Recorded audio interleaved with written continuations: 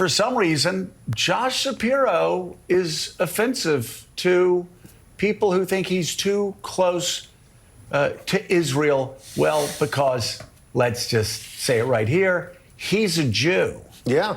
He's a Jew. He's a Jew who lights Shabbat candles every Friday night. He's a Jew who went to day school. He's a Jew who's proud to be who he is, as he should be, because this is America. But you're right to point it out. You really put your finger on it, Joe. The idea that this guy who has a stronger position criticizing Bibi Netanyahu than maybe Bernie Sanders somehow is unpalatable to these people. It is rank anti-Semitism. And let's just put this in context, Joe. The Jewish people are dealing with the most historic rise that we've seen in decades and decades. The numbers are up, as we've talked about on your show many times, nearly 900% in the last 10 years.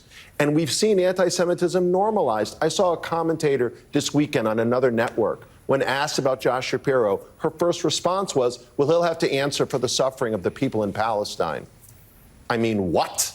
Because he's Jewish, he has to answer for that? Look, the reality is the vice president, Kamala Harris, is going to make her decision on the basis of his bipartisan appeal, his political charisma, the electoral votes. As Steve was pointing out in the last segment, there are a bunch of different reasons why, and there's a lot of very good candidates. But for groups like the DSA, who are not even Democrats or uncommitted, who say they would rather see Trump get elected, to launch this ad hominem attack campaign against Josh Shapiro is despicable. Look, I run an NGO, we're a tax exempt, I'm not endorsing anybody here.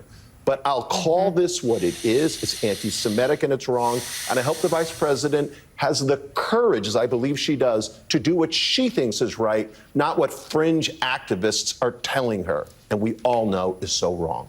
Jonathan, we talk often about what has to happen in terms of uniting communities that face discrimination. Most people that are racist are anti-Semitic. Most people that are anti-Semitic are racist. It doesn't mean we have to agree. You and I don't agree on everything, but we talk.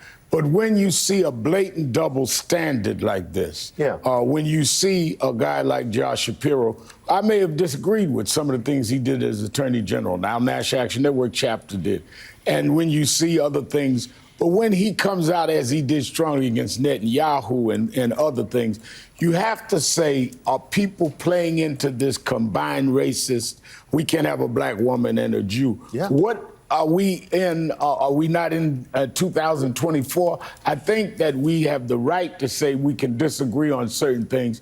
But the same Josh Shapiro I may have disagreed with as Attorney General was an early supporter of Barack Obama. Right. So let's tell the whole story. And that's actually a good point. You know, President Obama faced criticism, and it was a bit of a whisper campaign because it was black, and then it was a shouting match, right? Like on the other side, Mitt Romney faced criticism because of his Mormon faith, and then it was a shouting match. The campaign being launched against Josh Shapiro, it started as a whisper campaign. Now it's a shouting match, and it's coming from the fringe. It's being pushed by people who want prejudice to be one of the determinants. And I just think it's wrong. You shouldn't go after J.D. Vance because his wife is of South Asian descent.